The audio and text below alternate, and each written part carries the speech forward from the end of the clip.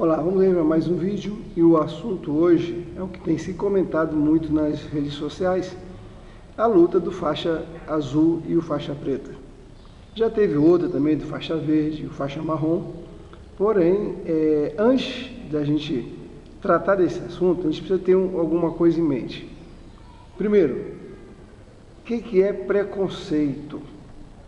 Preconceito é um pré-conceito, ou seja, é um conceito antecipado, e todo mundo tem. Tá? Esse negócio de que não pode ter preconceito, não pode... é coisa de ativista. Tá? Porque é antinatural, todo mundo tem um preconceito de alguma coisa. A prova é que o tempo todo nós estamos na internet, estamos na rede social julgando, pré-julgando, tendo preconceito. O problema é você entender que esse preconceito ele pode ser reafirmado ou não, quando você passa a entender qual é o conceito real da coisa. Aí o seu preconceito continua sendo agora um conceito reafirmado ou não.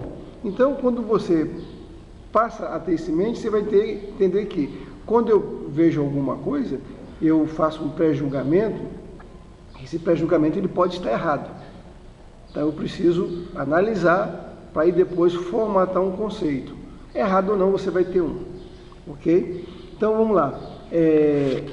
Quando a gente vai analisar essa questão, nós precisamos ter alguns princípios para poder fazer uma análise e um julgamento de alguma coisa.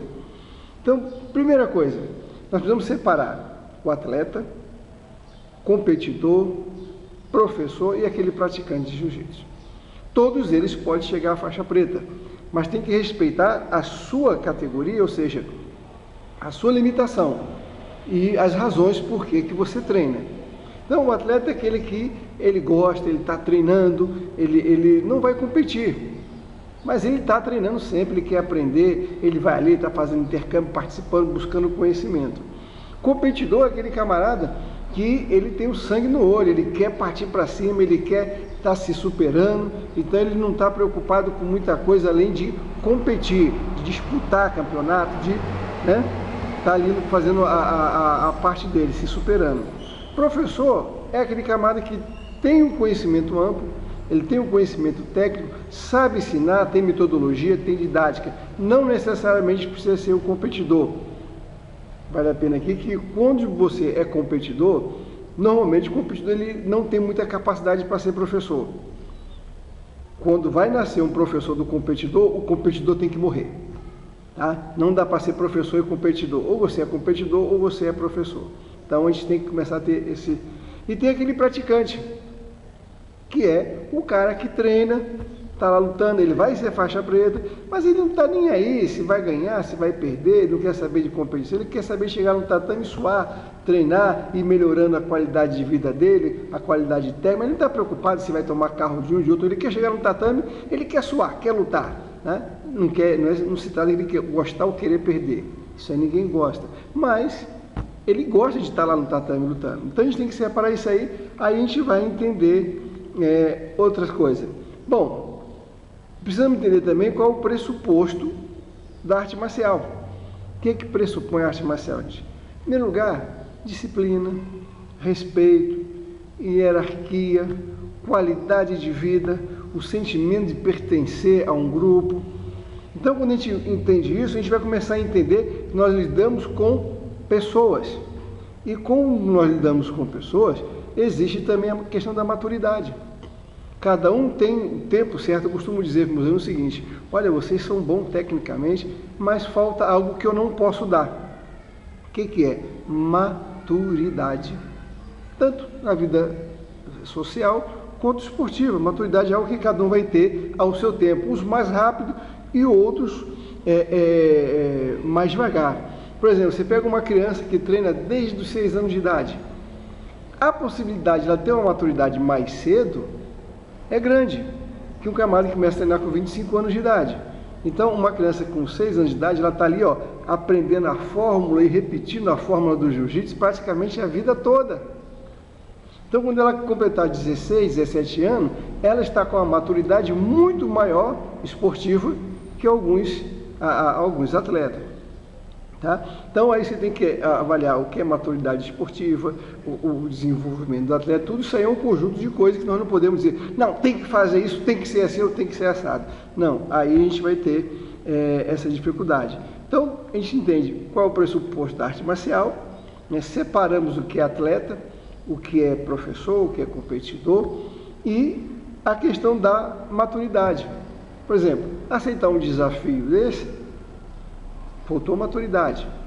Até mesmo que você tem que entender o seguinte, eu não vi o vídeo, nem vou ver, não vou me preocupar com isso, mas eu quero analisar da seguinte maneira, você tem que prestar atenção é que existe o atleta que está treinando todo dia, ele treina de manhã, treina à tarde, ele treina à noite, ele está todo final de semana competindo, e não é faixa azul.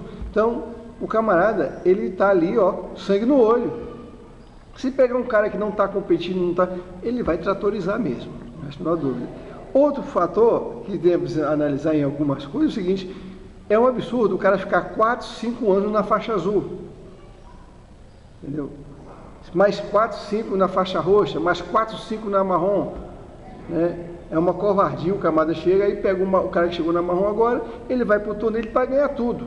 O cara está com experiência, era para estar na preta, então a gente precisa entender isso também. O tempo que o camarada tem lá treinando. Ah, mas o camarada lá ele está há 4 anos, mas não treina, o problema é dele, então não vai para a competição de marrom não. Ou então deixa para ir na competição de marrom, ou deixa para ir na de preta, ou vai buscar algum intercâmbio dessa maneira, alguma coisa dessa maneira. Então temos que ter cuidado e analisar essas coisas caso a caso, para não fazer julgamentos precipitados. Um problema maior tem muitos professores que prendem o aluno na faixa azul muito tempo, prende o faixa roxa, o marrom muito tempo na faixa, para que esse fique trazendo medalha para acabar a sua agremiação. O que eu acho desnecessário e um pouco eu acho desonesto com aqueles que estão chegando, né? E se a regra está lá, você tem um tempo mínimo, eu acho que devia respeitar esse tempo mínimo, ou se for estender, não tanto como se estende. O cara ficar 4 anos numa faixa azul, por exemplo, e está lutando nos torneios. Então ele não deveria ir no torneio, por exemplo, de roxa, ou então, se é questão de não ter experiência, fica mais um tempinho lá, depois vai de roxa, ok, gente? Então a gente tem que começar, mas isso é cada agremiação, cada professor que decide isso aí. Isso que eu estou falando não é regra, tá? Cada um decide isso aí, é um conceito meu. Outra questão é a subestimação. O cara às vezes é graduado, ele vai treinar com menos graduado, e ele subestima, brinca, facilita com aquele menos graduado, ele acredita que por ele ser um faixa preta, aquele faixa azul não é qualificado para lutar com ele. E aí ele facilita, acha que vai ganhar fácil, né?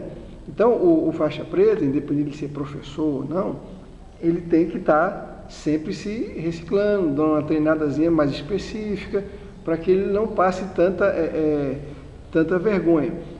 Se bem que, quando eu falo para você a diferença do competidor, do atleta, né, do praticante, a gente tem que separar essas coisas, né? Como eu falei já antes, o praticante, por exemplo, você tem um médico que ele tem seu salário bom, tem sua vida lá tranquila, ele não é maluco de ir para competição para se machucar e depois perder a carreira dele, né?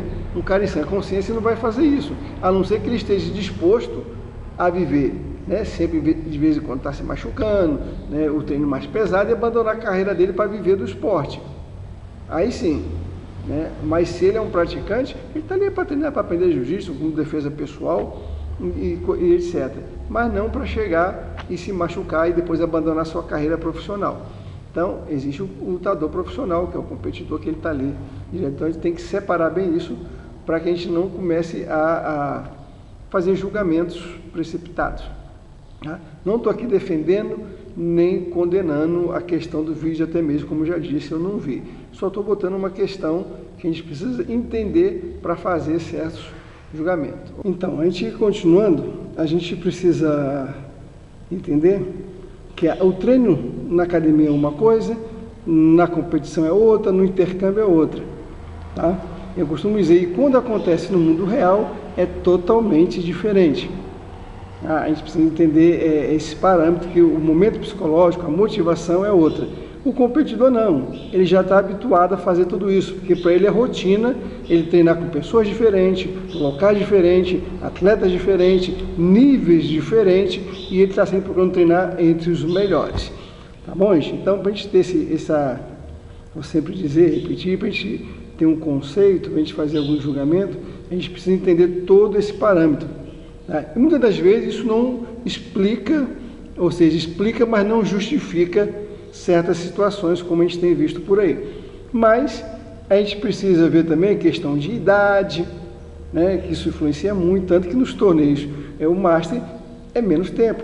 O fôlego de alguém com mais de 30 anos é diferente do fôlego de um jovem entre 19 e 29 anos, né, que está aí com toda a sua força. Então tudo isso tem que ser medido, comparado, a experiência, tanto que você vai pegar, você vê às vezes um faixa preta tranquilamente passando o camarada no tatame, e às vezes o mesmo camarada no campeonato ele tem dificuldade, né? Isso na mesma categoria.